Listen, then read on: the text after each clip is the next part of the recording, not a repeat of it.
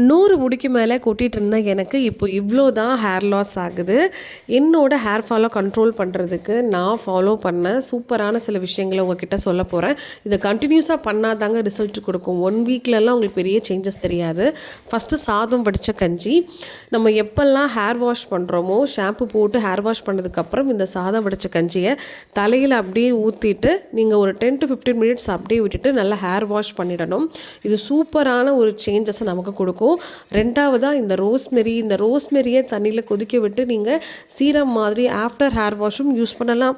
இல்லைனா சுத்தமான தேங்காய் எண்ணெயில் கொஞ்சமாக ரோஸ்மெரியை கட் பண்ணி போட்டு நல்லா கொதிச்சதுக்கப்புறம் நீங்கள் ஃபில்ட்ரு பண்ணி எடுத்து வச்சுக்கிட்டு டெய்லி தலைக்கு தேய்க்கிற எண்ணெயாகவும் யூஸ் பண்ணலாம். சீரியஸாகவே எனக்கு தலையில் இருக்கக்கூடிய அந்த ஃபங்கல் இன்ஃபெக்ஷனை க்யூர் பண்ணுறதுக்கு ரொம்ப யூஸ்ஃபுல்லாக இருந்துச்சு.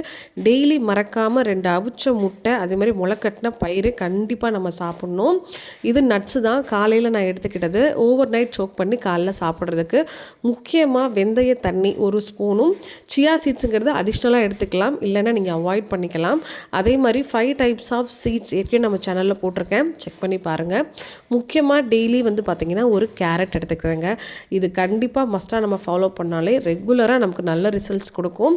முக்கியமாக ஒரு வீக்லி ஒன்ஸ் ஆவது நீங்கள் வெந்தயத்தையோ இல்லை ஒரு கத்தாழையோ அரைச்சி பேக் மாதிரி நீங்கள் யூஸ் பண்ணிக்கலாம். இப்போ நான் சொன்ன எல்லா விஷயத்தையும் ஃபாலோ பண்ணால் நமக்கு ஹேரும் வளரும், அதே நேரத்தில் ஸ்கின்னில் சூப்பரான சேஞ்சஸ் தெரியும். நம்ம வெயிட் லாஸுக்கும் ரொம்பவே ஹெல்ப்ஃபுல்லாக இருக்குங்க. ட்ரை பண்ணுங்கள்.